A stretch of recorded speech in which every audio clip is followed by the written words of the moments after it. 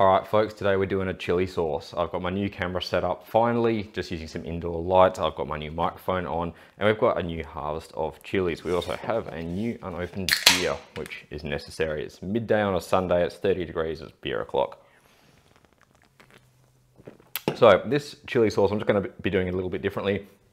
We've got these really poor habaneros here. We've got some fairly good habaneros, some that just fell off the tree. So one of the trees is unfortunately not doing too well.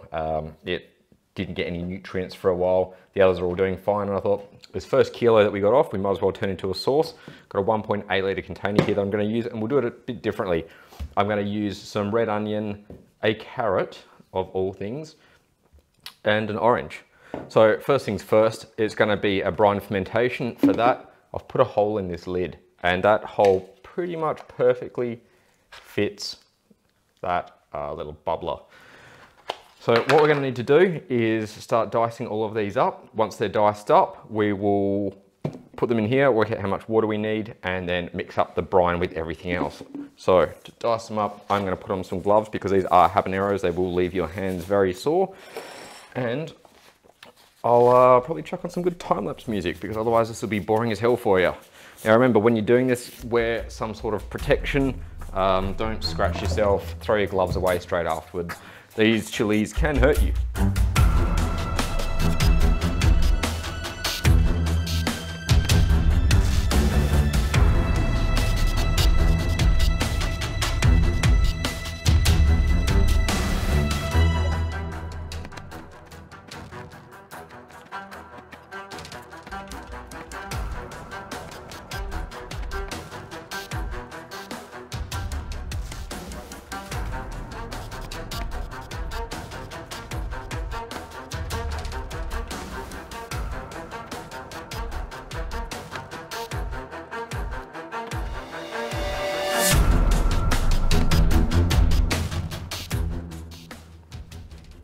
Oh, this one is actually a capsicum. This is a candy striped capsicum, which randomly grew not so well.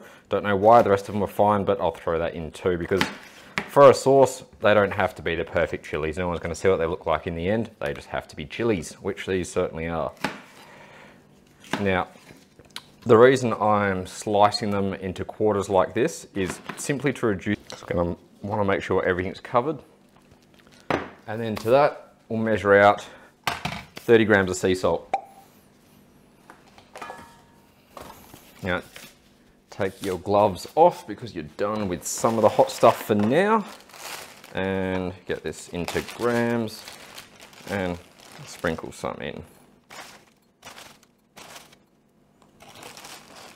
You don't want too little salt or it will take forever to ferment, if at all. You don't want too much salt because you will kill the lactobacillus. It is a little bit of a balancing act, but it is also fairly tolerant. So between 20 and 40 grams, 2 to 4%, you're probably going to be fine. 30 is always optimal though, so I'm always aiming for that. Next step, I will put another glove on. Didn't think about this one. No, actually, first let's just quickly skin these carrots. Some people say peeling them. I like to be a little bit creepier about it and say skinning them. And we'll chuck the carrot in there pretty much like that, diced up too. You might want a cleaner work area than what I've got. Yours might be a lot worse than what I've got. I'm a bit limited on space here at the moment. I'm hopefully going to have the new kitchen done soon, and that will be a world of difference. I really can't wait. I'll be able to cook so much more.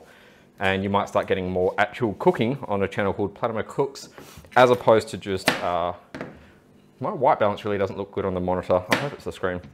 As opposed to just testing appliances, but you seem to like those anyway, so, you know, no harm, no foul. For the carrot, I'm just gonna dice this up a little bit. And again, the carrot's got natural sugars and everything in it. It will ferment a little bit. And whether or not you do a brine fermentation or even a fermented hot sauce, because you can just do a hot sauce that you cook. There's a local fella who does that, Gibbous hot sauce. He makes some great hot sauces, really does. He doesn't ferment his. There's various reasons, but his hot sauces are already statewide acclaimed and he just cooks them and that's excellent, that works for him. My personal preference is to ferment them. So for me, you can get a rounder, smoother flavor from that. It's not to say that others aren't, you know, quite smooth hot sauces. This is just what I prefer. It's absolutely personal choice.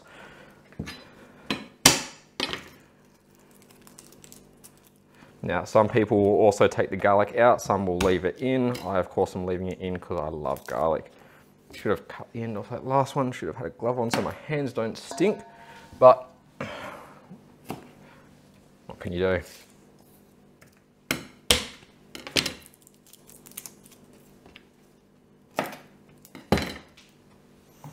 I'm gonna go extra garlic in this. It's gonna be a complex sauce with a lot of different flavors. It is an experimental one though. Sean from the UK, he's got a YouTube channel called Chilli. For the obvious reasons, I would thoroughly recommend having a look at his videos. He's got like a basics or a 101 on chili sauces. If you're really new and getting started, want to learn some more. He also just has a fantastic garden. He's a really great person. He helped get me started, geez, 4 or 5 years ago in the world of chilies. And his content is not just educational, but also very entertaining, especially some of his 10,000 and 100,000 subscriber specials with him and his brothers having chilies a bit hotter than they would normally have. So I'd recommend you have a look at that as well. I'll put a link below. And Sean, shout out to you if you come across this one. I'm sorry I've been very AWOL. I know I've got a message to you to reply to, and I'll probably do that next week sometime. Now, as far as this onion goes, I'm not going to use the whole onion. You don't really need to. And I'm using it for 2 different reasons. One is because there is a good bit of flavor in here to be had. 2, it's going to hold everything down. So I'll keep that aside like that. That one can go aside and in the fridge for a salad this week. The last thing that's going to be in there is the orange. Now, orange is a complex fruit. You've got a lot of awesome oils and flavors in the skin here. They can be used in a number of ways, but I'm not going to use them in this. What I want is just the juice. The juice has a bit of citric acid, which is going to help the natural acidity of this, which will, you know, get quite acidic and over a pH of 3.5 ideally by the time it's done. But it's also going to add a little bit of sweetness and a slight tang, and that's why I said this, I want to be quite a interesting, complex flavor. So I'll just cut that in half an hour and leave that aside as well. Next up, we'll get this out the way. We will use our tiny whisk and make sure that all of this sea salt is fully dissolved.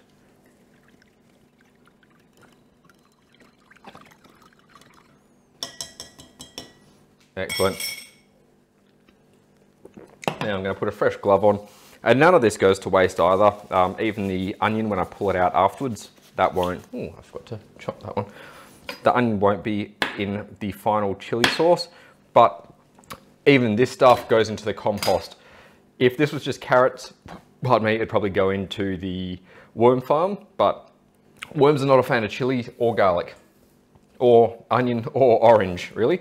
So this will just all be composted, and I think it's really important to have a very healthy natural garden, especially if you're growing really rich local fruits in a season or in an area that they don't really want to grow that well sometimes. But also just reduce the waste. It makes a hell of a difference. Try to buy things that don't have plastic wrappers on them. And if everyone tried a little bit harder, it would actually make a difference, but we'll get there in the end. There is one other ingredient I'm going to add to this, and that's a little bit of tomato. And I've been doing this experimentally recently. I've got about half a tin of tomatoes here. And now I'm just going to throw these straight in. These again are going to add to the acidity, add a little bit of sweetness, and should blend with the orange quite well. I mostly just need to use these because they've been open for a few days now, but I did an experimental sauce a few days ago and strained it through. It was a very basic cooked sauce, and the bit of tomato in that I thought was quite nice. So we'll do it in this one, and again, it'll be right at the end once we mix that in. So first step, let's get these into here and hopefully fit it all in.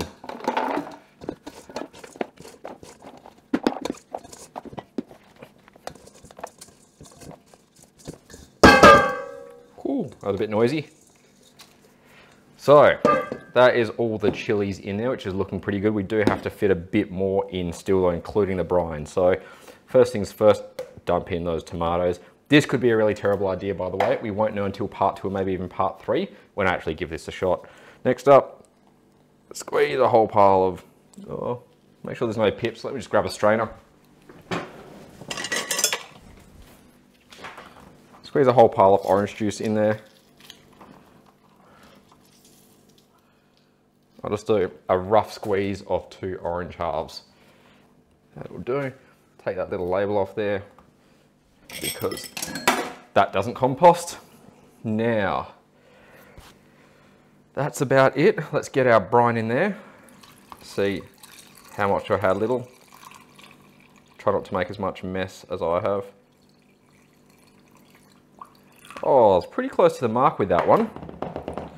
Let's just see if we can knock a bit of the air out that we've got building up in there. Get this a bit closer, it'll give you an idea. I'm also going to have to cut this one down just slightly to fit in, which is why red onions work quite well. A, they're delicious. B, they suit the flavor profile. But C, they make quite a good cap to keep everything submerged. Now, that is going to be a tad too much because I'm not going to be able to fit the lid on properly.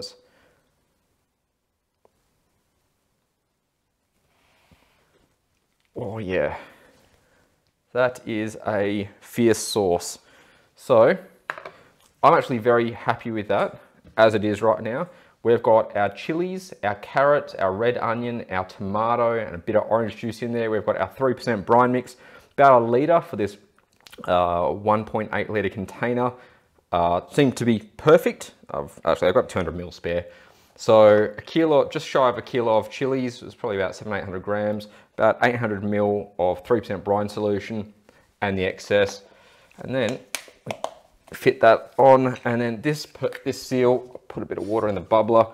Does not have to be a perfect seal. All you're doing is you're stopping bacteria from getting in. There is going to be constant positive pressure in here. You'll be able to tell that it's fermenting by this bubbling. Now let me just refocus that. That's a little bit out there because it's so close. There we go. So this is going to start bubbling, which shows you that it's fermenting. As it slows right down, you know the fermentation's nearly done. Now you can stop it earlier or later depending on if you have experience with it and if you want to change the flavor profile. I usually leave it for about 3 weeks. You can even leave it for 6 months. It is going to continually change and evolve. 3 to 4 weeks, sometimes 2 if it ferments really well. And you want it ideally between, say, 18 and 28 degrees. Too cold and it's going to ferment really slowly, too hot and it's going to ferment quickly or kill the bacteria. So an Australian summer fermenting indoors is excellent for this. The only other thing to be aware of is along that surface there, you want to make sure that your bubble is not going into the surface, but along that surface over time, you might get a white creamy looking layer. That's perfectly fine. It's called calm yeast and you can just scoop it out. That's a natural byproduct. Now, if it's fermenting and it starts smelling not good, calm yeast doesn't have much of a smell. If it starts smelling like something's wrong, just throw it out. The other things that can grow in here, which I don't know off the top of my head, are not worth the risk. So this took, as you saw, literally 20 minutes from start to finish now, which will be cut a bit shorter with the time lapses, 20 minutes to knock up. If it goes wrong, just do it again. Whoop, just do it again. Chilies are cheap, your life isn't. But that looks excellent to me. I'm really, really happy with that. I'm gonna go put that on a shelf and let that ferment for a couple of weeks. We'll come back to part 2 whenever that's ready and look at splitting it up, straining it, cooking it, turning it into 2 different sauces, and maybe even do a taste test with a friend there. Till then, as Chili Chump says, stay spicy, as I usually say. I'll catch you next time. But if you did like it, leave a comment below with any feedback. Hit the like button, dislike it twice if you can, that's awesome. Hit subscribe if you want to see more like this, and hit the little dingleberry thing if you want to get a notification of my uploads. They aren't as regular as they used to be because I'm doing more content across a variety of platforms now, so it's going to be once every 2 to 4 weeks, since this is probably about the 3-week mark. But do let me know if you have any complaints, feedback. You're welcome to absolutely shred me in the comments. I'll take the mickey out of you just as hard. But have fun, enjoy life. Here's to 2023 being better than the last 2 years. It's not a hard benchmark to beat. Catches.